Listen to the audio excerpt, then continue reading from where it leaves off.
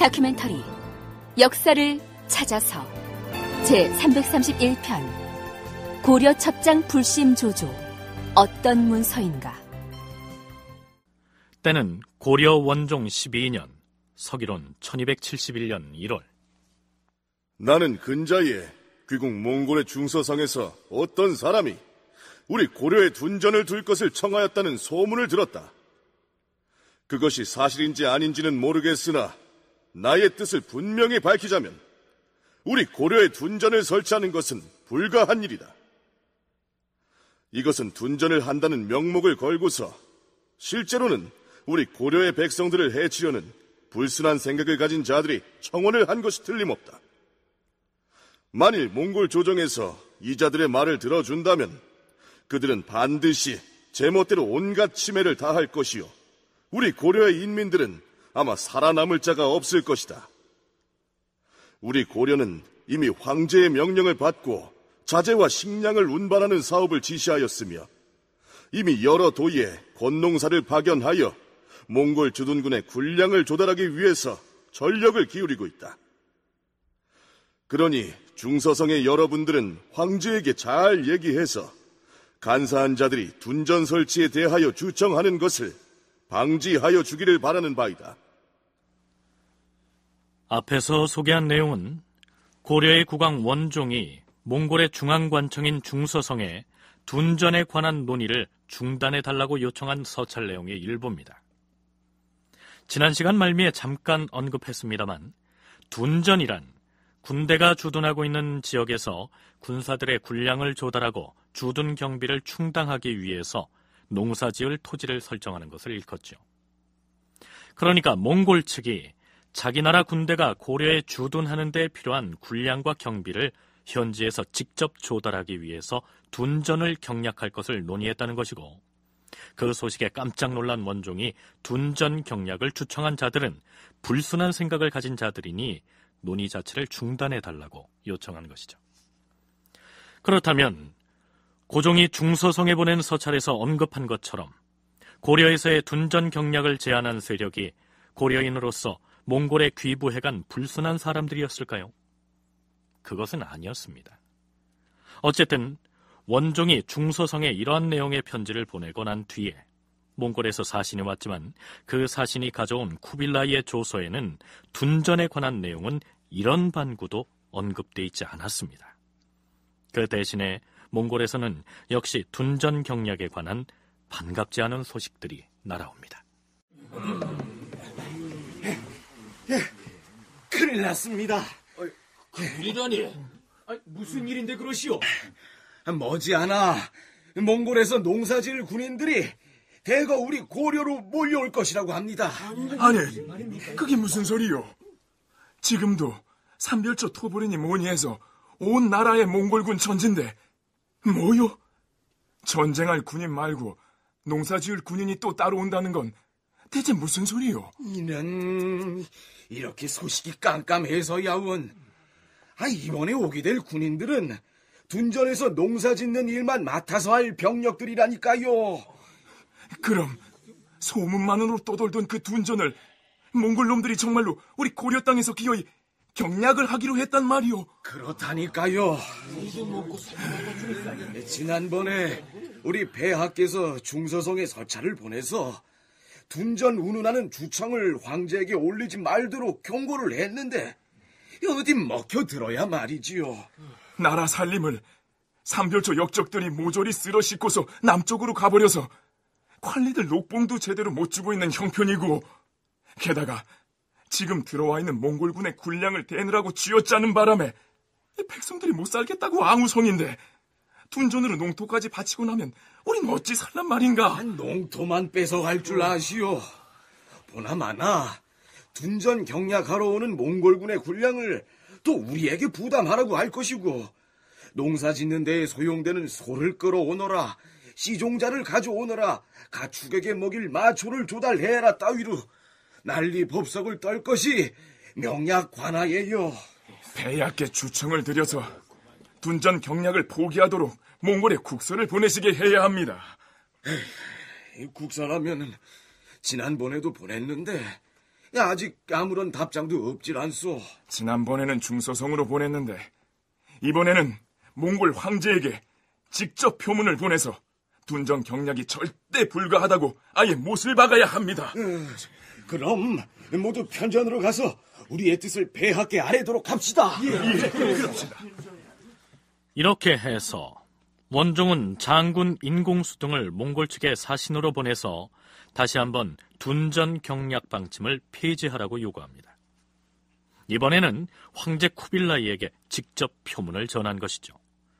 그 표문의 내용 중에는 이러한 대목도 눈에 띕니다. 지금 우리나라의 충청도와 전라도는 역적 토벌에 곤란을 겪고 있으니 거기서 농사지을 소를 징발하는 것은 무리입니다. 그러므로 경상도에서나 소를 구하도록 해야 할 것인데 그것도 많은 수를 징발하는 것은 불가능한 실정입니다. 또한 밭갈이를 하러 오는 몽골 군사들 역시 식량 부족에 빠질 터인데 그 역시 염려가 됩니다. 지금 우리 고려의 모든 형편을 글로서는 다 밝히기 어려우니 가능하면 돌아오는 3월경에 나 자신이 직접 귀국에 가서 황제에게 모두 설명을 할 것이니 일단 이 표문을 지참한 우리 고려 사신으로부터 상세한 얘기를 듣고서 참작해 주기 바랍니다. 그렇다면 몽골은 무슨 목적으로 고려에서 둔전을 경략하려고 했을까요? 숭실대 권영국 교수와 한국학중앙연구원 이강한 교수로부터 둔전 경략의 배경을 들어보기로 하죠.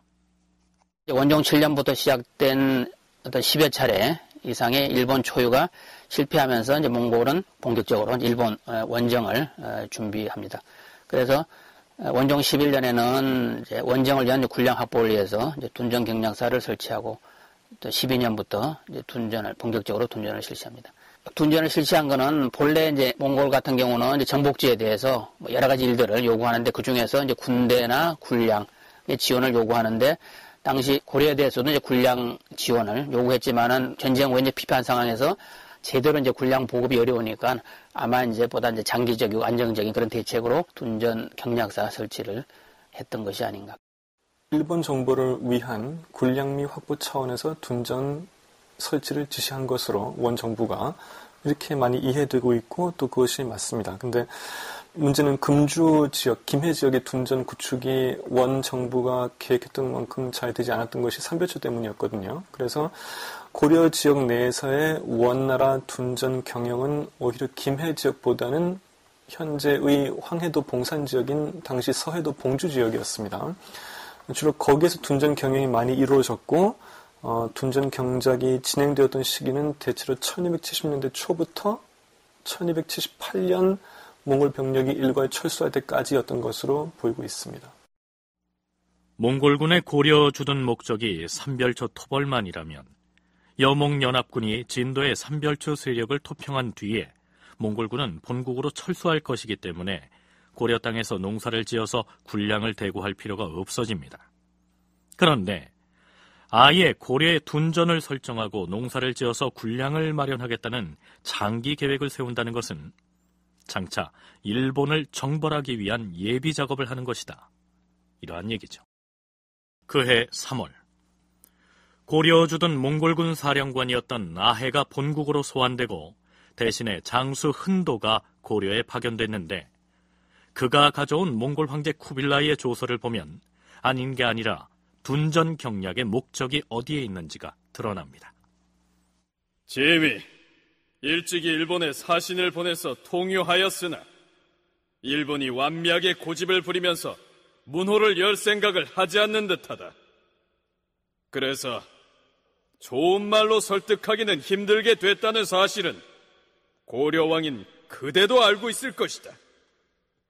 그래서 앞으로 일본을 정벌할 것인데 이를 위해 해당 관원들에게 명령을 내려서 고려의 군대를 파견하고 둔전을 경작할 계책을 세우는 것이니 이것은 그대의 나라로 하여금 나중에 군량 운반에 폐단이 없게 하려는 것이다.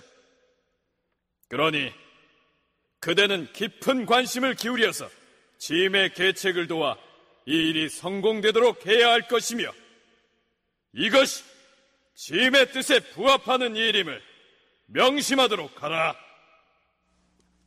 황제 쿠빌라이가 이렇게 통첩을 해버렸으니 이제 고려 땅에서 몽골군의 둔전이 경략되는 것은 기정사실이 돼버린 것입니다. 뿐만 아니라 몽골 측에서는 아예 둔전으로 쓸 토지를 어디에 마련할 것이며 둔전 경략을 관장할 둔전 경략사를 어디에 둘 것인지에 대한 지침까지 내려보냅니다.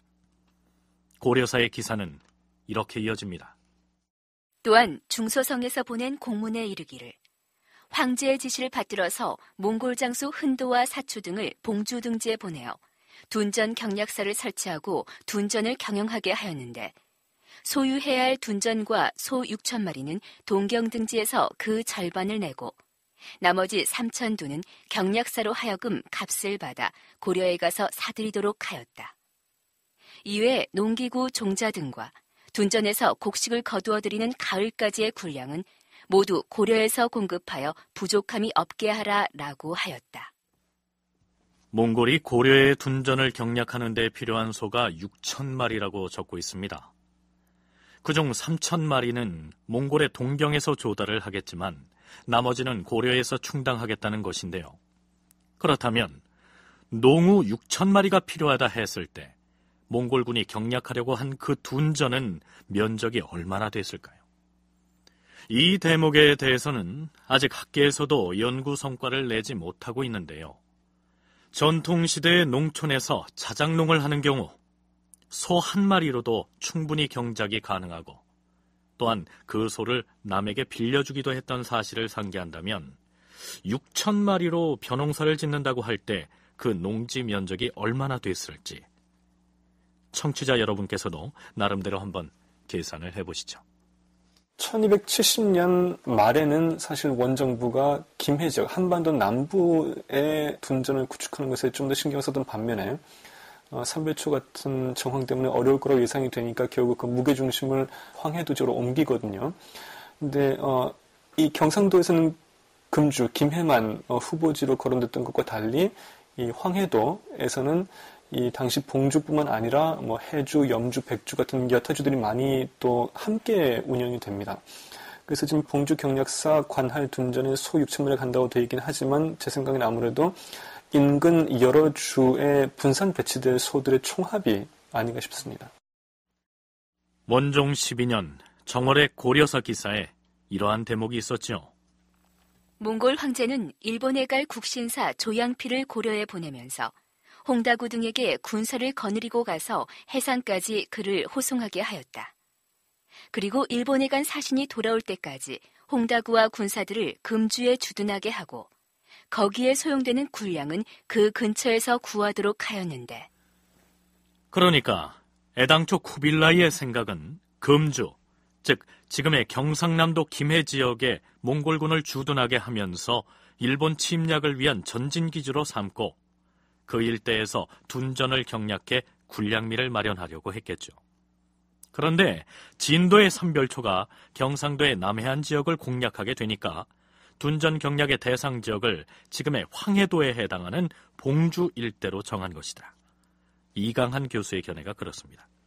그런데 이 교수는 원종이 몽골의 둔전 경략에 이처럼 강력하게 반대했던 데에는 정치적인 세력관계 때문이기도 하다고 분석합니다.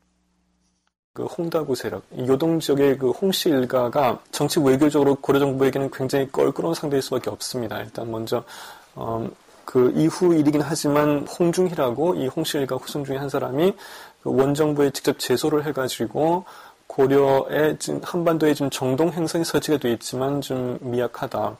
없애버리고 유양 행성이 한반도로 직할하게 해달라는 식의 요구도 할 정도로 세를 떨치기 때문에 그런 식의 껄끄러운 존재로 느끼고 있던 차에 이 홍씨 일가가 고려에 들어와서 홍다구를 중심으로 둔전 구축까지 주도를 하거든요.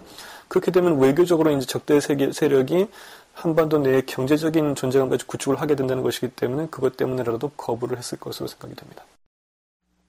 동령부와 쌍송총관부가 고려 조정의 통치권에서 떨어져 나가 있는 터에 대표적인 부몽 세력인 홍다구마저 쿠빌라이의 신임을 믿고서 고려 땅에 들어와 둔전 경략을 지휘하게 되는 이러한 상황을 원종으로서는 경계하지 않을 수가 없었겠죠. 봉주에 경략사가 설치되는 등 몽골의 둔전 경략이 기정사실로 되어버렸으니 이제 원종으로서는 둔전을 폐하라는 요구는 할 수가 없는 처지로 몰리게 됩니다. 그러나 원종은 가능하면 고려의 부담을 줄여보려고 또다시 몽골 황제에게 표문을 보냅니다. 우리나라의 도성에는 가축을 길러 부리는 자가 적으며 지방 농민들은 가산이 많은 자들이라 할지라도 겨우 한두 마리의 소를 기르는 실정이고 가난한 자들은 대개 손으로 쓰는 따비를 사용하여 농사를 짓거나 혹은 남의 소를 빌려서 땅을 갈고 있습니다. 지금 지방의 소와 가축들은 모두 전라도로 내려보냈는데 전쟁에 필요한 군량을 수송하다가 굶어 죽는 바람에 손실된 마리수가 태반이나 되는 실정입니다. 식량 사정에 대해서 언급하자면 백성들이 해마다 거두어들인 곡식은 곡물과 부세를 바치고 그 나머지를 가지고 연명하는데 겨우 몇 말, 많아야 몇 선밖에 안 됩니다. 사정이 이러하다 보니 그 다음 해에 농사지을 종자 역시 빠듯하게 남겨두는 형편이어서 비록 집집마다 둔전 경략에 필요한 종자를 징수한다 하더라도 몇 섬이 채 못 될 것이기 때문에 물론 이 표문은 원종이 몽골의 둔전 경략에 대한 고려의 부담을 줄이기 위해서 몽골 황제에게 하소연하는 투로 열거해 놓은 내용들입니다. 그러나 고려의 농업이나 생활사에 관한 역사 자료가 태부족한 상황에서 이 표문은 당시 고려 농촌의 실정이 어떠했는지, 그리고 농민들이 어느 정도의 규모로 농사를 지었고 또한 그 영농 방식이 어떠했는지를 유추해 볼 수 있는 소중한 문헌 자료라 할 수 있겠죠. 그건 그렇고 개경정부의 원종이 몽골의 둔전 경략에 대해 고려의 사정을 감안해 달라고 이처럼 집요하리만치 요구를 하는 것은 무엇보다 당시 고려 농민들의 생활상이 피폐할 대로 피폐해져 있었기 때문이었습니다. 당시 이제 농민의 생활 형편은 상식적으로 생각하듯이 이제 거의 30년, 40년간 전쟁으로 황폐화되어 있는 상황에서 또 거기서 둔전 경쟁에 소요되는 이제 농우라든가 또 농기구, 종자, 군량, 그다음에 우마의 사료 뿐만 아니라 일본 원정까지 준비하면서 배를 만들고 또 이제 그 군량을 준비하고 마차를 공급하는 이러한 과중한 부담으로 인해서 당시 기록은 농민들이 생업을 잃고 유망하거나 노비로 전락하는 이런 일이 많았다. 이런 정도로 굉장히 이제 열악한 그런 처지였다고 볼 수 있죠. 원종의 호소에도 불구하고 몽골 측은 봉주에 둔전 경략사를 설치하고 장수 흔도와 사추가 이끄는 몽골군을 주둔시켜서 대규모의 둔전을 경략하게 합니다. 별수 없이 고려에서는 그들의 요구대로 소 3,000마리를 비롯해 농기구와 종자, 마초, 그리고 가을 수확기까지 몽골군이 먹을 군량까지를 조달해야만 했던 것이죠. 그러면 이쯤에서 삼별초가 어떤 화력을 보이고 있는지 살펴보기로 할까요? 누차 언급하거니와 당시에 진도의 삼별초군이 언제 어디에서 무엇을 했는지를 삼별초 쪽 시각에서 기록해놓은 문헌사료가 없기 때문에 개경정부의 활동 중에 삼별초가 언급되는 부분을 통해서 그들의 움직임을 유추해야 하는 어려움이 있습니다. 폐하, 봉주 경략사에서 또다시 사람을 보내왔사온데 둔전 경략에 필요한 농우와 군량 지원이 더디다 하여 심히 독촉을 하는 바람에 아니, 군량을 징발하러 남쪽으로 내려간 사람들은 대체 어디서 뭘 하고 있다는 것이오? 폐하, 전라도는 물론이고 경상도 지역에서도 삼별초 도적들이 갈수록 세력이 번성하는 까닭에 곡물 징발 사업이 여의치 않사옵니다. 경상도 지역마저 그 자들의 소나기에 들어갔단 말이오? 그렇사옵니다. 역적 주토사가 전해온 소식에 의하면 금주와 밀성을 비롯해 남해, 창선, 거제, 하포 등 해안과 도서 지역이 모두 삼별초 군사들에 의해 장악됐다 하옵니다. 게다가 경상도와 전라도에서 징발한 곡물과 부세는 육상으로는 운송이 어렵기 때문에 해상으로 운반을 해야 하는데 지금 역적들이 거점으로 삼고 있는 진도는 해상수로의 목구멍 같은 요충지인 까닭에 조세 운반선이 통과할 수가 없는 실정이옵니다. 허허, 그러니 어찌해야 좋단 말인가? 앞에서 삼별초 군사들이 장악한 지역들이 거론됐는데요. 지금의 지명으로 다시 설명하자면 경상도 남부의 김해, 밀양, 마산을 비롯해 남해도, 거제도 등의 도서지역까지 모두 삼별초에 의해 장악되었다는 얘기가 됩니다. 숭실대 권영국 교수의 얘기입니다. 기록에 보면은 그 역적들이 날이 갈수록 번성해서 경상도 금주 밀성에 미치고 또 남해 장성 이런 여러 해변 부락에서 거의 다 습격 약탈을 당해서 이제 중앙정부의 곡물 증발 사업이 어렵다 이런 기록 통해서 이제 유추할 수 있겠죠. 그리고 유전역이 이제 남해에 주둔했던 것은 이제 삼별초 정부 중심지가 이제 진도고 진도에서도 비교적 좀 떨어져 있는 어떤 경상도 지역의 어떤 지배권 확보를 위한 거점으로서 이제 남해에 주둔했던 것이 아닌가. 그리고 나가서 또 유전역이 그쪽에 있었던 또 하나 이유는 그 당시 이제 그 합포를 통해서 일본의 초요사가 왕래했고 또 그 초요사를 보호하기 위해서 이제 일본 몽고군이 그쪽 지역에 주둔하고 있었는데 아마 그런 것들을 견제하기 위한 그런 역할도 했을 것이다. 이렇게 생각됩니다. 권영국 교수의 얘기 중에 유존혁이라는 인물이 등장하는데요. 처음에 배중손 등이 삼별초를 이끌고 강화도에서 봉기를 한 직후에 국왕과 관부를 세우게 되지요. 그 대목을 기술한 고려사 기록을 되짚어보기로 할까요? 배중손과 노영희는 승하 후 왕혼을 협박하여 국왕으로 삼고 관부를 설치한 다음 대장군 유존혁을 좌승선으로 삼았으며 그러니까 유존혁은 삼별초 정부에서 국왕을 보필하는 핵심 요직인 정삼품의 좌승선에 임명된 인물입니다.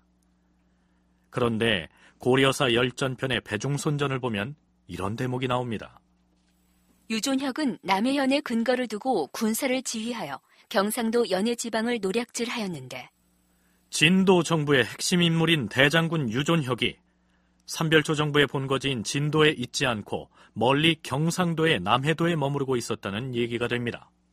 아직 진도 거점이 튼튼한 상황에서 일단 고려 정부와 몽골 군이 대대적인 토벌 작업을 준비 중이라는 소문은 들어서 알고 있었을 것이니까 결과적으로 제주 지역 쪽에도 그 세를 구축함과 동시에 영남 지역을 포함한 내륙 지역에서도 세를 더 확대하려고 했을 것 같습니다. 유존혁 같은 경우는 그러니까 이 진도 삼별초 정부의 고위 관료이면서 그 위상이 중요한 인물이었기 때문에 특히 경상도 지역 깊숙이 들어가서 세를 확대할 임무를 맡은 것 같기도 하고요. 다만 이 사람이 남해안에 있다가 진도 지역이 이후에 진도 정부가 함락됐다는 얘기를 듣고 뒤늦게 탐라 지역으로 따라갔다는 기록은 남아 있습니다. 진도는 서남해안에 치우쳐져 있기 때문에 경상도 남부 지역과 도서 지역을 확보해 관리하기 위해서 유존혁이 남해도에 파견된 것이다. 이강한 교수의 견해가 그렇습니다. 바꾸어 말하면 이 시기에 삼별초군은 전라도와 경상도의 해안 지역을 모두 장악해 횡으로 길게 연해장성을 구축하고 있었다는 얘기죠. 원종 12년 2월, 개경정부의 대신들 사이에 한바탕 소란이 벌어집니다. 오, 자네, 마침 잘 만났네. 여보게, 나 좀 도와주게. 아니, 느닷없이 무얼 도와달라는 말인가? 자네 둘째 아들 아직 미혼 아니든가? 제발 내 딸을 배필로 받아주게나. 아니, 어지간한 집안하고는 사돈을 맺지 않겠다고 큰 소리 칠 때는 언제고, 금이야 오기야 하던 고명딸을 갑자기 헐값에 넘기려고 하는 연유를 알다가도 모르겠네. 지금 농을 주고받을 때가 아니라니까 그러네. 내 딸 며느리로 받아줄 것인지 아닌지 빨리빨리 대답을 하시게, 이 사람아.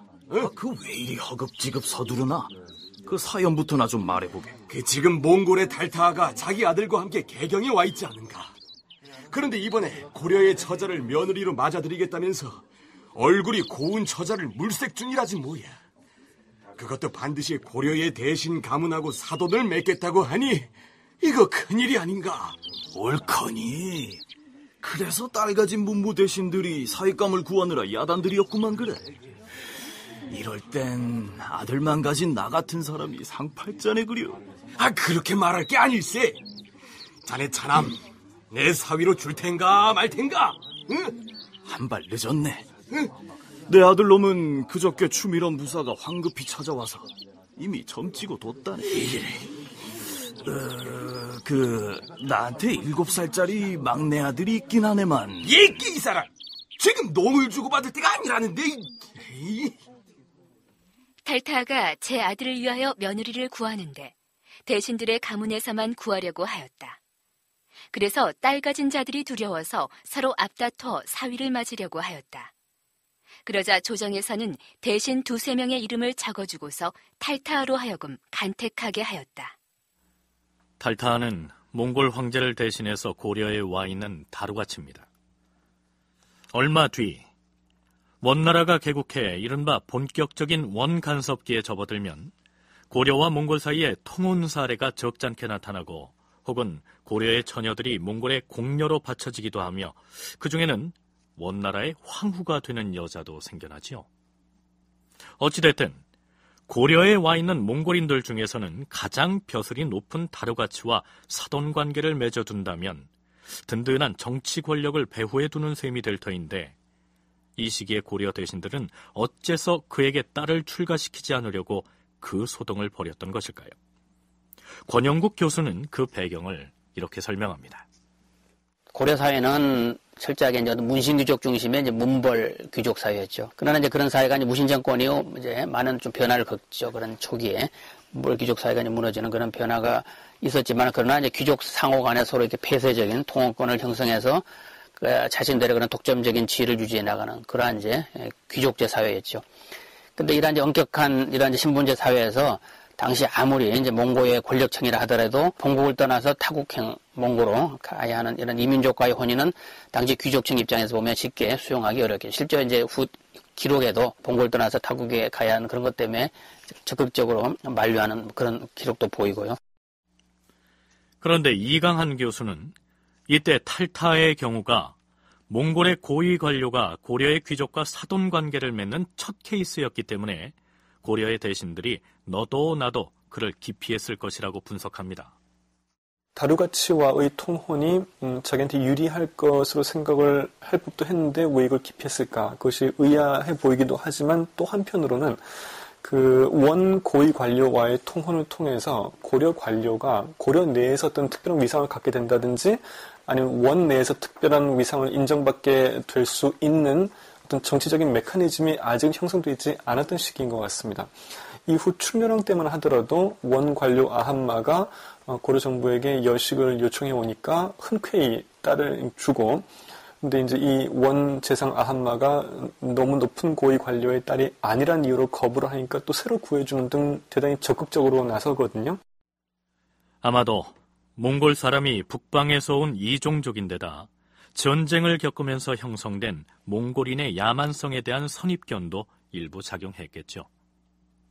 그렇다면 다루가치 탈타하는 고려 대신의 가문에서 며느리를 구하는데 성공했을까요? 탈타하가 얼굴이 고운 처자를 가려 뽑았는데 김련의 딸을 며느리로 받아들이려고 하였다. 그런데 그 집에서는 이미 대릴사위를 두고 있었다. 김련의 집에 대릴사위로 들어가 있던 그 사내는 두려운 나머지 집을 나가버렸다. 공교롭게도 김련은 그때 몽골의 사신으로 파견되었다가 아직 귀국하지 않았으므로 그 집에서는 그가 돌아오는 것을 기다려 예식을 거행하자고 하였으나 탈타하는 듣지 않았다. 나라의 풍속에 나이가 어린 남자를 받아들여서 자기 집에서 양육한 다음 성년이 되면 결혼시키는 대릴사위 습속이 있었다. 결국 탈타라는 점령군 우두머리의 횡포 때문에 애꿎은 고려의 남녀가 비련의 주인공이 돼버린 셈이죠.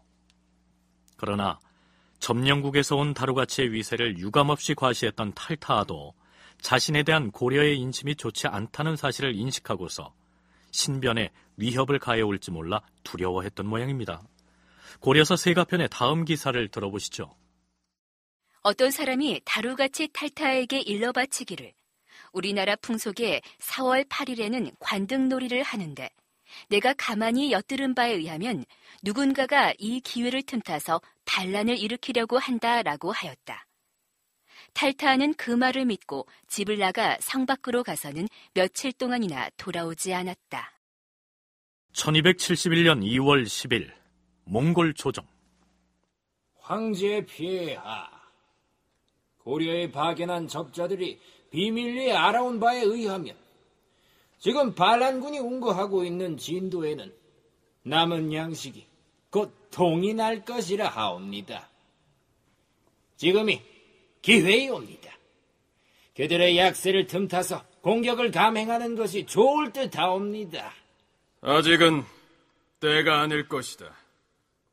지난번에 고려에 파견했던 안무사 아해가 섣불리 진도로 쳐들어갔다 역당의 공세에 밀려 많은 군사를 잃었지 않느냐. 짐이 사신편으로 조서를 내릴 것이다. 사신으로 하여금 진도로 가서 역당의 우두머리 배중손을 회유토록 할 것이니 그렇게 시행하도록 하라. 분부대로 거행하겠사옵니다, 황제 폐하. 황제는 진도를 공격하자는 주청을 허락하지 않고 대신에 홀도 다바에게 조서를 주어 보내서 진도의 배중손을 회유하라 명하였다. 몽골에서 진도에 사신을 파견해 삼별초의 진도 정부를 직접 상대했다는 이 내용은 고려의 기록에는 나와 있지 않고 원나라 사서인 원사에만 실려 있습니다. 그런데 역시 원사의 삼별초 관련 기사를 찾아보면 이러한 내용도 올라 있습니다. 중서성의 한 신하가 황제에게 이르기를 고려의 반신 배중손은 우리 몽골 군사가 고려에서 물러가면 그 후에 납부할 것이라 하였으나 흔도가 그 청을 따르지 않았는데 그러자 배중손은 전라도에 거하여 몽고 조정을 직접 섬기기를 원하고 있습니다 라고 하였다. 다시 설명하자면 진도의 배중손은 몽골군이 철수를 한다면 자신이 점령하고 있는 지역을 몽골에게 바치고 귀부해서 몽골 황제에게 충성을 바치겠다. 즉 전라도 지역을 한량해 준다면 몽골로 투항하겠다. 이렇게 제안을 했다는 것입니다. 물론 몽골 쪽에서는 이 제안을 진도 측의 시간 끌기 작전이라고 거부합니다. 그런가 하면 고려사에는 토벌군 사령관인 역적추토사 김방경이 원종에게 이러한 내용의 보고를 한 것으로 기록되어 있습니다. 폐하, 진도의 반란 수계가 몽골 장수 흔도에게 비밀리에 의논할 일이 있으니 잠깐 진도로 들어왔으면 좋겠다라고 은밀하게 제안을 하였다 하옵니다. 뭐라? 배중손이 몽골 장수 흔도를 진도로 초대했단 말인가? 그래서 흔도가 뭐라 했다고 하던가? 흔도가 자신은 황제로부터 그러한 명을 받지 못했다면서 거절을 했다 하옵니다. 이 대목을 두고 일부 연구자들은 배중손 혹은 진도 삼별초의 성격과 관련지어서 비판적인 견해를 피력하기도 합니다. 우선 한국학중앙연구원 이강한 교수의 얘기부터 들어보시죠. 삼별초의 대몽 항쟁을 좀 민족주의적인 시각에서 칭송하는 것이 무색해지는 부분이라고 할 수 있겠는데요. 현재 일단 원사의 경우는 그 1271년 3월조에 이 기사가 나오고 고려사는 4월조에 나와 있습니다. 고려사 기사에는 사실 그 배중손이 원측에 건넸던 제안의 내용이 나와 있지 않은 반면에 그냥 어디로 오라고만 돼 있죠. 그에 비해서 원사의 기록에는 상당히 구체적으로 몽골군이 퇴각을 하면은 이 삼별초 세력을 이끌고 몽골에 귀부하겠다는 식의 구체적인 조건이 제시가 되어 있습니다. 몽골에게 굴복해서 결국 그들의 앞잡이로 전락한 개경정부에 반해서 진도 삼별초 정부의 경우 침략자인 몽골군에 대해서 결사항전을 선언했기 때문에 그들의 투쟁을 민족주의적 관점에서 높이 평가하기도 합니다. 그런데 배중손이 전라도 땅을 몽골에게 바치고 투항하려고 했고 또한 몽골 장수 흔도를 은밀하게 진도로 불러들여서 무엇인가 거래를 하려고 했다는 기록이 사실이라면 삼별초 봉기의 성격 자체를 긍정적으로 평가할 수 없다. 이러한 얘기죠. 다시 말해서 진도의 배중손이 동령부의 최탄이나 쌍성 총관부의 조휘 등과 같은 지위를 차지하려고 시도하지 않았겠느냐. 이러한 의구심이 든다는 얘기죠. 그러나 다른 의견도 있습니다. 숭실대 권영국 교수는 이렇게 얘기합니다. 전투 중에 적군 사령관을 자신의 진중으로 이렇게 불러들인다는 것은 현실적으로 이제 불가능하다. 그러는 거고, 또 보면은 바로 이 기사 뒤를 이어서, 이런 기사 뒤를 이어서 보면은 반역한 신하인 배중손 등이 사신을 억류해 놓고 자기가 험한 것을 믿고 항복지 않으니 흘림적 왕국창과 더불어 여러 길로 나누어 추격 토벌하게 주기를 바랍니다 하는 이런 이제 기록이 있는 것으로 봐서 당시 이제 삼별초 정부까지 배중손이 이들 이제 혼도를 시험하거나 또는 혼란에 이제 빠뜨리기 위한 그러한 어떤 계략으로 나온 것이 아닌가. 배중손이 몽골 장수 흔도를 은밀히 진도로 불러서 무엇인가 타협을 하려고 했다지만 창칼을 겨누고 마주 싸우는 전쟁통에 상대방이 초청했다고 해서 그 초대에 응해 적진 한복판으로 들어갈 장수가 과연 있겠느냐. 따라서 배중손은 상대 진영을 교란시키거나 혹은 시간을 끌 목적으로 그러한 제안을 툭 던져봤을 것이다. 이러한 의견입니다. 그렇다면 원나라 사서에도 올라있는 전라도 지역을 한량해주면 몽골에 귀부하겠다는 기사의 내용을 배중손 편에 서서 해명하자면 어떻게 될까요? 공주대 윤용역 교수가 고려 삼별초의 대몽항쟁이라는 책에서 기술한 의견은 이렇습니다. 여기에서 진도 측의 의도는 몽골에 귀부하자는 데 있었던 것이 아니라 전라도 지역을 거점으로 개경 측과 맞설 수 있는 독립정부로서의 일정한 영역을 확보하고 싶어하는 내심을 드러낸 것일 뿐이다. 몽골에 대한 내부 운운은 거칠의 말일 뿐 이것은 어디까지나 진도 정부의 독립성 강화를 의도한 것이었기 때문에 타결될 수 있는 제안은 못 되었던 것이다. 비록 몽고 황제에 의해서 배중손의 제안이 거부되긴 했지만 진도 정부로서는 몽골 측과 1대1로 직접 교섭을 함으로써 일정 부분 외교적인 지위를 인정받았다는 평가도 내릴 수 있었겠죠. 그해 3월 강원도 양주. 여러분!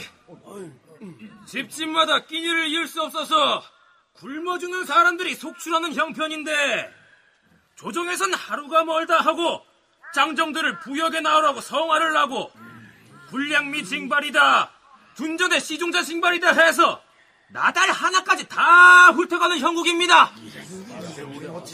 중앙조정의 가혹한 수치도 감당하기 어려운데 지방의 관리들은 또 그들대로 가렴지구를 일삼고 있으니 우리는 더 이상 이 처참한 처지를 감내할 수가 없습니다.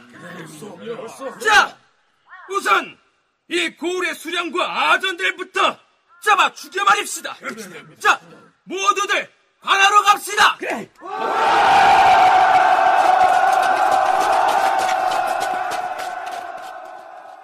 양주의 백성인 장세와 김세 등이 반란을 일으켰다. 그들은 백성들과 함께 관하로 몰려가서 수령과 아전을 죽이려고 하였으나 결국 실패하고 붙잡혀서 처형당하였다. 여기에 나오는 양주는 강원도 양양입니다. 그런데 반란을 일으켰다는 두 사람의 이름이 장세와 김세로서 성은 장과 김으로 각각 다르지만 신기하게도 이름은 똑같이 세상 세자로 나와 있습니다. 그러나 반란을 주동했던 그 두 사람이 잡혀서 처형됨으로써 사태가 마무리된 것이 아니라 오히려 더 큰 사태로 발전을 하게 됩니다. 반란의 무리에 속해 있던 천서 등 8명이 은밀히 화주의 조희에게 투항하고 400여 명을 창병한 다음 갑자기 양주로 들어가서는 지주사를 잡아 협박하여 화주로 옮기려고 하였다. 그러자 왕이 다루가치에게 청하여 사람을 보내 설득하였으나 천서 등이 듣지 않고 지주사 및 아전 1000명을 위협해서 강제로 데리고 갔다.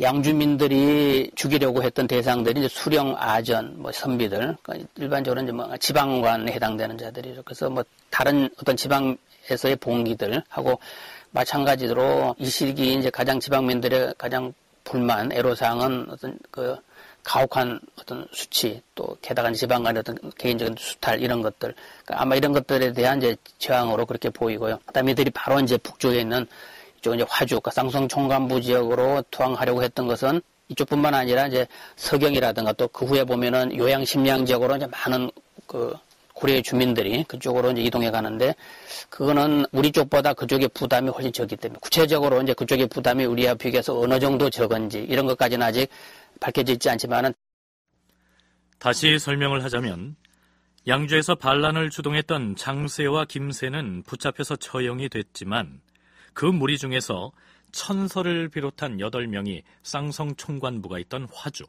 즉 지금의 북한 쪽 강원도의 희양군으로 가서 군사 400명을 얻어가지고 다시 양주로 나온 다음에 양주 백성 1000명을 데리고 쌍성 총관부의 조휘에게로 가버렸다. 이러한 내용입니다. 쌍성 총관부는 강원도 북부 지역과 함경도를 관할하는데 일찍이 조휘와 탁청이 그 지역을 몽골에게 바치고 투항을 했던 관계로 몽골의 직할 영역이 된 지 오래지요. 개경정부에서 하도 이런저런 구실을 붙여서 군량을 징발하는 등 수치를 심하게 하니까 그 부담이 상대적으로 덜한 쌍성 총관부 지역으로 집단 투항을 해 가버린 것이다. 이러한 얘기죠.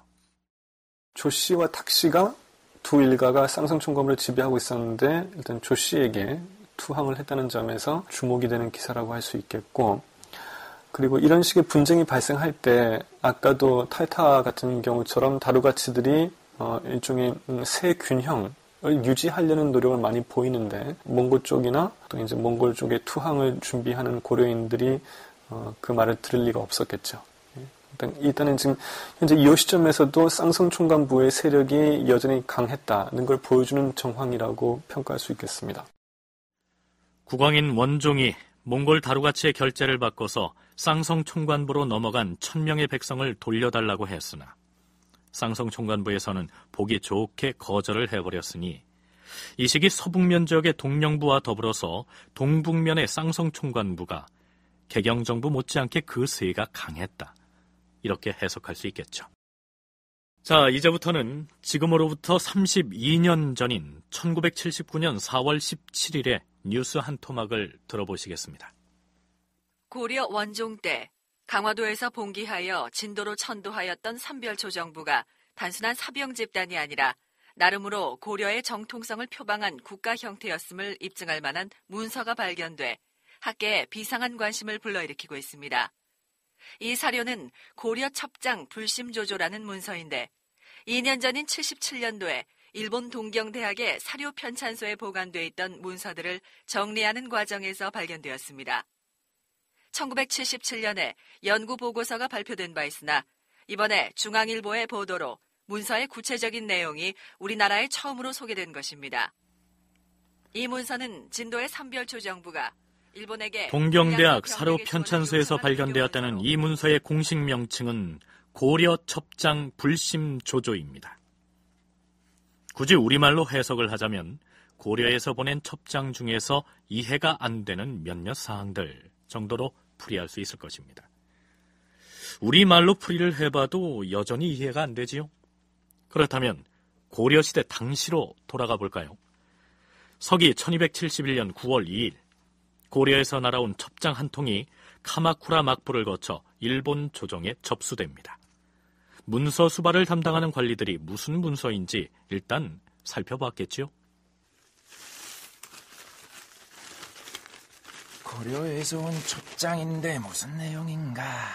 어디? 어이구, 초수로 거침없이 갈겨 써놨네. 발필인데. 어디 한번 읽어보자. 처음 부분은 몽골에 대한 언급인데, 이상하다. 분명히 고려에서 보낸 첩장이 맞는데. 왜 그러나? 무엇이 이상하다는 건가? 저쪽 서류함에서 3년 전에 고려에서 보냈던 첩장 좀 꺼내와봐. 그래.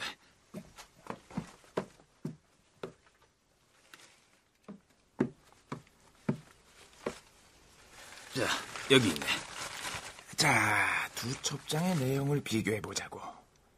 3년 전에 보낸 문서에는 몽고 지덕이라고 해서 몽골의 덕을 칭송했는데, 이번에 보낸 첩장에는 몽골을 가리켜서 짐승 가죽이라고 했단 말이야. 여기도 보면 이전 첩장에서는 몽골의 덕에 귀하여 군신의 예를 이루라고 했는데 이번 첩장에서는 오랑캐를 따르는 것은 성현이 싫어하는 바이므로 다시 진도로 갔다. 이런 뜻인 것 같은데. 그 다음 내용을 보면 자기 나라가 모름지기 사만을 통합한 왕조다 그랬는데 고려가 사만을 통일했다는 것이 우리도 익히 아는 사실이 아닌가. 그것보다는 여기 있는 이 내용이 정작 하고 싶은 말 같은데. 뭐라고 했어? 자기들이 우리 일본대가 표류했을 때 잘 보살펴서 돌려보내 주었다. 이런 내용이고, 또 고려의 사신을 보내달라. 여기 이 말은 아무래도 우리 일본과 고려가 힘을 합쳐서 몽골군을 무찌르자는 그런 의미 같은데? 아니, 고려는 한참 전에 몽골한테 항복해 화친 관계를 맺은 것으로 아는데 새삼스럽게 왜 이런 내용을 적어놨을까? 그리고 3년 전 첩장하고 다른 점을 또 발견했어. 3년 전 첩장에는 몽골의 연어가 쓰여 있었는데 이번 첩장에는 몽골 연어를 안 썼다는 점이야. 참 알 수 없는 일이야. 어쨌든 문서를 접수는 해야 할 텐데 무슨 문서냐고 물으면 뭐라고 대답을 하지? 글쎄, 우리도 잘 모르겠다고 해야지 뭐. 거기 문서 접수 대장에다가 이 문서는 3년 전에 고려에서 온 첩장의 내용과 비교해 볼 때 이러이러한 점에서 도무지 이해가 안 간다. 그런 의문점을 사실대로 기록해 두자고. 그게 좋겠어. 고려 첩장 중에서 이해가 안 되는 몇 가지 항목들, 즉 고려 첩장 불심조조, 제목을 그렇게 붙이고. 자, 이제 동경대학에서 발견됐다는 그 문서의 성격을 이해하시겠지요? 그런데 당시에 일본 조정에 전달됐던 그 첩장과 그보다 3년 전에 보냈다는 또 다른 고려 첩장의 원문은 사라지고 없습니다. 그러니까 당시 문서를 접수했던 일본의 관리들이 의문나는 사항을 기록해놓은 그 메모장만이 동경대학에서 발견됐으며 그 문서의 제목이 바로 고려 첩장 불심조조라는 얘기죠. 그러니까 먼저 보냈던 고려 첩장은 옛 고려 조정에서 보낸 것이고 나중에 보낸 첩장은 진도의 삼별초 정부가 보낸 첩장이 되겠죠. 그렇다면 진도 정부에서는 이런 첩장을 일본에 왜 보냈을까요? 권영국, 이강한 두 교수의 얘기를 차례로 들어보기로 하죠. 당시 이제 진도 정부가 확보한 세력권은 이제 진도를 중심으로 해서 남해 연안 도서 지역 정도였죠. 그래서 장차 고려 정부군하고 몽고의 연합군의 이제 대공세가 이제 취해질 것이고, 그래서 그런 공세를 막는데 진도 정부 힘만으로는 굉장히 이제 어렵다고 그렇게 이제 판단을 했겠죠. 그래서 일본 정부와 연합 전선이 필요했고, 그래서 이제 진도 정부는 일본에 대해서 장차 이제 몽고가 일본까지 침략할 것이다 하는 걸 경고하고, 아울러서 지금 몽고와 싸우고 있는 어떤 진도 정부, 삼별초 정부에 대해서 군량과 병력을 지원해달라 하는 이런 걸 요청하는 외교 문서를 보낸 것으로 그렇게 볼 수 있죠.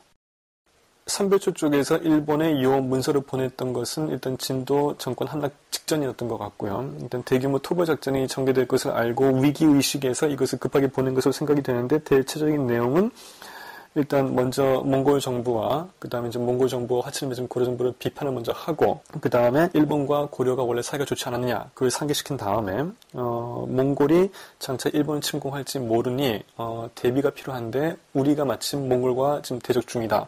그러니까 식량과 병사들을 보내달라 이런 얘기인데, 문제가 뭐냐면 일본 정부에서 이 요청을 받아들이고 처리까지 했지만 삼별초를 도와주진 않았습니다. 왜냐하면 당시 일본이 원체 좀 폐쇄적인 대외 정책을 구사하고 있었기 때문이기도 하지만 몽골이 그렇게 강성한 세력이라는 것을 이제 알고 있는 마당에 삼별초를 지원하는 것이 여의치가 않았던 거죠. 일본 역시 몽골의 강력한 군사력을 익히 알고 있었기 때문에 진도 정부의 구원 요청을 받고도 삼별초를 지원할 엄두를 내지 못했다. 이강한 교수의 의견이 이러한데요. 그러나 문제는 첩장을 접수한 일본 측에서 그것이 진도의 삼별초가 보낸 공문이라는 사실을 몰랐을 가능성이 크다는 점입니다. 권영국 교수의 의견입니다. 그 고려첩장 불심 조조라는 이 문서는 그 삼별조 정부가 문서를 보내기 3년 전, 그 원종 9년에 개경정부에서 이제 보낸 문서하고 또 이제 이 삼별초 정부가 보낸 문서 두 개의 차이를 전혀 이해를 못하고 있었죠. 그래서 이제 그 이해가 안 되는 부분 이런 것들을 정리한 것이 바로 이 고려첩장 불심 조조인데요. 이 정도로 당시 일본 사람들은 고려의 어떤 상황을 비롯해서 당시 국제 정세에 어두워서 그 두 문서의 차이를 이제 이해하지 못하고 있었던 거죠. 그래서 당시 일본 내에서는 이 문서에 대한 해석도 이제 구구했고, 그래서 일부에서는 이게 개경정부에서 보낸 것이다, 뭐 이런 설도 있었고, 또 한편으로는 만약에 개경정부가 그런 문서를 보낸 게 우스운 일이다, 그래서 아마도 이제 딴 곳에서 보내는 것이다, 이런 설이 이제 대두될 정도로. 무슨 얘기냐면 일본에서는 그 문서를 진도의 삼별초 정부에서 보냈다는 사실을 까맣게 몰랐기 때문에 그 이전에 고려 조정에서 보냈던 첩장과 견주어 보면서 의문나는 점을 메모해 두었을 것이란 얘기입니다. 다시 말해서 당시 일본은 국제정세에 어두웠던 관계로 고려에서 삼별초가 봉기해서 여몽연합군과 대치하고 있다는 사실 자체를 몰랐다는 얘기죠.